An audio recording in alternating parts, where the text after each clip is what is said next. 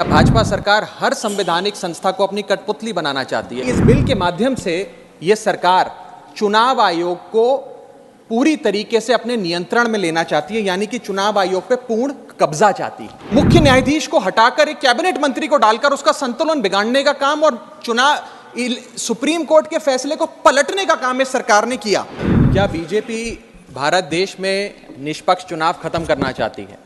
क्या भाजपा की सरकार लोकतंत्र की कोई अहमियत नहीं समझती? क्या भाजपा की सरकार के लिए संवैधानिक संस्थाओं की कोई अहमियत नहीं है? क्या भाजपा सरकार हर संवैधानिक संस्था को अपनी कठपुतली बनाना चाहती है? क्या भाजपा सरकार सुप्रीम कोर्ट के फैसले की कोई सम्मान नहीं करती, उसकी कोई अहमियत नहीं समझती? ये कुछ सवाल हैं जो बिल पढ़ने के बाद मेरे जहन में आए, और वो इसलिए आए क्योंकि इस बिल के माध्यम से ये सरकार चुनाव आयोग को पूरी तरीके से अपने नियंत्रण में लेना चाहती है, यानी कि चुनाव आयोग पे पूर्ण कब्जा चाहती है। मैम, चुनाव आयोग के 3 सदस्य होते हैं, एक मुख्य चुनाव आयुक्त यानी कि चीफ इलेक्शन कमिश्नर और 2 अतिरिक्त इलेक्शन कमिश्नर्स। इनकी चयन और नियुक्ति इस बिल के माध्यम से पूरी तरीके से सरकार के हाथों में आ जाएगी और वे जिसको चाहें, चाहे वो पार्टी का शख्स हो, यस मैन हो, पार्टी मैन हो, जिस मर्जी को चाहें वे चुनाव आयुक्त बना सकते हैं। चुनाव आयोग की हमारे देश के चुनावों में बड़ी महत्वपूर्ण भूमिका है। किसका वोट बनेगा, किसका वोट कटेगा, ये चुनाव आयोग तय करता है। किस तारीख पे चुनाव होगा, कितने चरण में चुनाव होगा, ये चुनाव आयोग तय करता है। ईवीएम मशीन कहां कहां भेजी जाएंगी, उसका नियंत्रण, उसका मैनेजमेंट, उसका योग, उसका प्रयोग, सारी चीजें चुनाव आयोग तय करता है। तो इसीलिए चुनाव आयोग एक बड़ी महत्वपूर्ण संस्था है इस देश के फ्री एंड फेयर इलेक्शंस के लिए। Ma'am, I will mince no words. This bill is going to destroy one of the few remaining independent institutions in India, that is मान है। पहला अपमान है सुप्रीम कोर्ट का। क्यों? क्योंकि सुप्रीम कोर्ट ने इसी साल मार्च 2 को 2 मार्च 2023 को 5 जजों की संवैधानिक पीठ ने सर्वसम्मति से एक फैसला दिया, और वो फैसला ये था कि सरकारी हस्तक्षेप, सरकार का कोई भी दखल चुनाव आयोग की नियुक्ति में नहीं होना चाहिए। ये खत्म करने के लिए हम एक समिति का गठन करते हैं। उस समिति के गठन से मुख्य न्यायाधीश को हटाकर एक कैबिनेट मंत्री को डालकर उसका संतुलन बिगाड़ने का काम और सुप्रीम कोर्ट के फैसले को पलटने का काम इस सरकार ने किया, ताकि एक ऐसी व्यवस्था बन जाए जिसमें जो शख्स ये चाहे वही चीफ इलेक्शन कमिश्नर बनेगा। ये इंसल्ट सुप्रीम कोर्ट की इसलिए है क्योंकि इसी साल के दिए गए संवैधानिक पीठ के सर्वसम्मति के 2 फैसलों को इस सरकार ने सदन के भीतर बिल लाकर बदल दिया। पहला था दिल्ली सेवा बिल, जो 8 दिन के भीतर ऑर्डिनेंस लाकर और फिर सदन के भीतर बिल लाकर बदला गया, और एक ये बिल जो 2 मार्च 2023 के सुप्रीम कोर्ट के फैसले को पलटता है और उस फैसले को पूरी तरीके से रिवर्स करने का काम करता है। मैं आपको यह बताना चाहूंगा कि यह सरकार इस बिल के माध्यम से एक प्रकार से सुप्रीम कोर्ट को खुली चुनौती दे रही है कि आपको जो फैसला देना है दीजिए, अगर हमें पसंद नहीं आएगा हम बिल लाकर उस फैसले को पलट देंगे। दूसरा इंसल्ट या अपमान इस बिल के माध्यम से चीफ जस्टिस ऑफ इंडिया का है। सुप्रीम कोर्ट का फैसला कहता है कि चयन समिति के 3 सदस्य होंगे, माननीय प्रधानमंत्री जी, माननीय नेता प्रतिपक्ष यानी कि लीडर ऑफ ऑपोजिशन, और 3rd chief justice of India. इन 3 मेंबरी समिति में से इस बिल के माध्यम से सरकार ने चीफ जस्टिस ऑफ इंडिया को हटा दिया और एक कैबिनेट मंत्री को उनकी जगह बिठा दिया। चीफ जस्टिस ऑफ इंडिया से इतना परहेज कि साफ तौर पे उन्हें इस समिति से हटाने के लिए इस बिल को लाया गया। मैं सरकार को याद कराना चाहूंगा कि समय समय पर इलेक्टोरल रिफॉर्म्स के लिए इस देश में कमेटियां बनी और अधिकांश कमेटियों ने यह फैसला दिया, यह रिपोर्ट दी, यह सजेशन दिया कि समिति के भीतर चीफ जस्टिस ऑफ इंडिया यानी कि इस देश की न्यायमूर्ति को जरूर होना चाहिए। चाहे वो तारकुंडे कमेटी हो, दिनेश गोस्वामी कमेटी हो, वोरा कमेटी हो, इंद्रजीत गुप्ता कमेटी हो, जीवन रेड्डी कमेटी हो, या फिर इसी सरकार की लॉ कमीशन की रिपोर्ट हो। तीसरी इंसल्ट इस बिल के माध्यम से भाजपा सरकार एक ऐसे शख्स की कर रही है जो व्यक्ति भाजपा का संस्थापक थे, जो व्यक्ति आज भी भाजपा के मार्गदर्शक हैं, जो व्यक्ति भाजपा के भीष्म पितामह के नाम से जाने जाते हैं, वो व्यक्ति जो भारत देश के पूर्व प्रधानमंत्री रहे, यानी कि लालकृष्ण आडवाणी जी, पूर्व उप प्रधानमंत्री रहे। मैम, 2 जून 2012 को, और मैं राज्यसभा के पटल पे इस लेटर को रखूंगा, 2 जून 2012 को माननीय लालकृष्ण आडवाणी जी ने उस समय के प्रधानमंत्री डॉक्टर मनमोहन सिंह को पत्र लिखकर कहा कि चुनाव आयोग की जो भूमिका है चुनावों में बड़ी महत्वपूर्ण है, उसकी नियुक्ति पर एक बहुत बड़ा संदेह, प्रश्न चिन्ह लगा हुआ है और उसकी नियुक्ति सरकार के हाथ में नहीं होनी चाहिए। और वो लिखते हैं, the present system whereby members to the election commission are appointed solely on the advice of the prime minister does not evoke confidence in the people. Keeping these important decisions as the exclusive preserve of the ruling party renders the entire selection process vulnerable and open to manipulation and partisanship. और वो कहते हैं कि समिति 5 सदस्यों की हो जो सीईसी की चयन करे, उनकी नियुक्ति करे, जिसमें प्रधानमंत्री हो, जिसमें लीडर ऑफ ऑपोजिशन लोकसभा हो, जिसमें लीडर ऑफ ऑपोजिशन राज्यसभा हो, जिसमें चीफ जस्टिस ऑफ इंडिया हो और कानून मंत्री हो, यानी कि 2 सदस्य सरकार के, 2 सदस्य ऑपोजिशन के और 1 न्यायपालिका के। ये समिति बड़ी अच्छी है, यानी कि अडवाणी जी भी चीफ इलेक्शन कमिश्नर की स्वतंत्रता के लिए, चुनाव आयोग की स्वतंत्रता के लिए लड़ते रहे, लेकिन इन लोगों ने अडवाणी जी को भी उनके हक की, उनके अधिकार की बात नहीं दी। आज मैं सदन में दूसरी बार लालकृष्ण अडवाणी जी के हक की, उनके अधिकार की बात मांगने के लिए खड़ा हुआ हूं। पहला जब उन्होंने दिल्ली सेवा बिल पर कहा था दिल्ली को पूर्ण राज्य का दर्जा दिया जाए, और आज जब उन्होंने कहा कि चीफ इलेक्शन कमिश्नर की नियुक्ति स्वतंत्रता से हो, निष्पक्ष तरीके से हो। आगे मैं 3 महत्वपूर्ण कारण बताना चाहूंगा मैडम, जिसके चलते ये बिल को आज मैं और मुझे लगता है समस्त विपक्ष अपोज करता है। पहला कि ये बिल पूरी तरीके से इलीगल है, गैर कानूनी है, और वो इसलिए है क्योंकि you can not reverse a Supreme Court judgment without changing the very basis of it. यानी कि अगर आपको सुप्रीम कोर्ट के फैसले को पलटना है तो सुप्रीम कोर्ट जिस फैसले को देते हुए जिस आधार को रेफर करता है, आपको उस आधार को बदलना पड़ेगा। आप सीधा फैसला नहीं पलट सकते। लेकिन इन लोगों ने सुप्रीम कोर्ट के फैसले की मूलभूत भावना को इस बिल के माध्यम से चोट पहुंचाने की कोशिश करी है और निष्पक्षता को चुनाव आयोग की भंग किया है। दूसरी कारण क्यों ये बिल गैर का, इसलिए क्योंकि ये बिल बेसिक स्ट्रक्चर, मेरा माइक चला गया, क्योंकि ये bill basic structure of the constitution के खिलाफ है। Basic structure of the constitution है free and fair elections, basic structure of the constitution है निष्पक्ष चुनाव और डेमोक्रेसी। अगर बायस्ड इलेक्शन कमीशन होगा तो चुनाव भी बायस्ड होगा।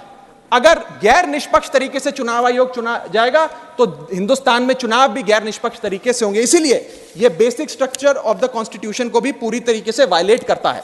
मैं आगे बताना चाहूंगा कि दूसरा महत्वपूर्ण कारण क्यों यह बिल एक प्रकार से सरकार के हाथ में चुनाव आयोग का पूरा नियंत्रण दे देता है। Why is the selection committee biased in the favour of the government? Supreme court ने कहा 3 मेंबरी समिति होगी जो तय करेगी कि चुनाव आयोग में कौन कौन बैठेगा, प्रधानमंत्री, लीडर ऑफ ऑपोजिशन और चीफ जस्टिस ऑफ इंडिया। इसमें से चीफ जस्टिस ऑफ इंडिया को निकाल बाहर कर एक कैबिनेट मिनिस्टर को इसमें डालकर पूरा नियंत्रण सिलेक्शन समिति का इन लोगों ने बिगाड़ दिया, जिसके चलते आज इस समिति में सरकार के पास 2 वोट हैं। 2:1 से सारे फैसले मेजॉरिटी से सरकार ले सकती है। इसमें सर्वसम्मति से फैसला नहीं लेना, यूनानिमिटी से फैसला नहीं लेना। सरकार चाहे तो 2:1 से कोई भी फैसला ले सकती है, यानी कि सारा नियंत्रण कौन मुख्य चुनाव आयुक्त होंगे, कौन चुनाव आयुक्त होंगे, ये सरकार के हाथ में आ जाता है। और ये एक ऐसी व्यवस्था बनाता है कि एक पार्टी मैन, एक यस मैन चुनाव आयुक्त बन सकता है। वो दिन भी दूर नहीं कि चाहे भाजपा अगर कल तो संबित पात्रा को चीफ इलेक्शन कमिश्नर बना सकती है मैडम, और 2:1 के रेशियो से संबित पात्रा देश के चीफ इलेक्शन कमिश्नर बन सकते हैं। आप सोचिए कि ये कितना खतरनाक होगा अगर वो चीफ इलेक्शन कमिश्नर बन गए। मैं आगे चलता हूं।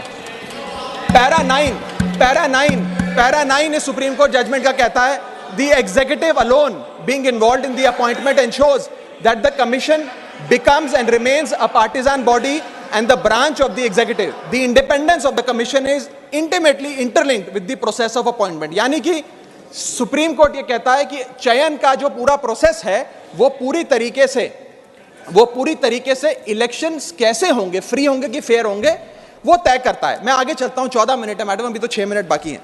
सुप्रीम कोर्ट आगे अपने पैरा 186 में हाईलाइट करते हुए ये कहता है, a person who is weak kneed before the powers that be cannot be appointed as the election commissioner. A person who is in a state of obligation or feels indebted to the person who has appointed him fails the nation and can have no place in the conduct of elections, forming the very foundation of our democracy. An independent person cannot be biased.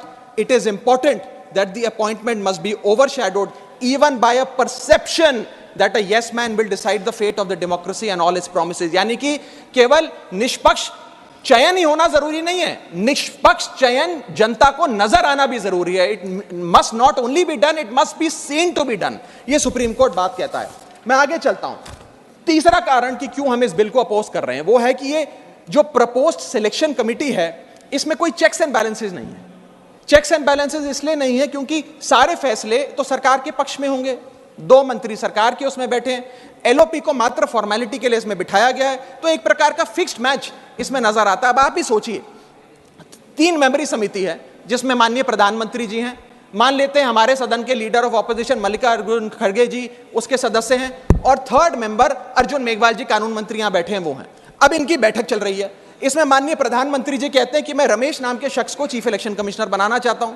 खड़गे साहब कहते हैं कि मैं रमेश को नहीं सुरेश को chief election commissioner बनाना चाहता हूं।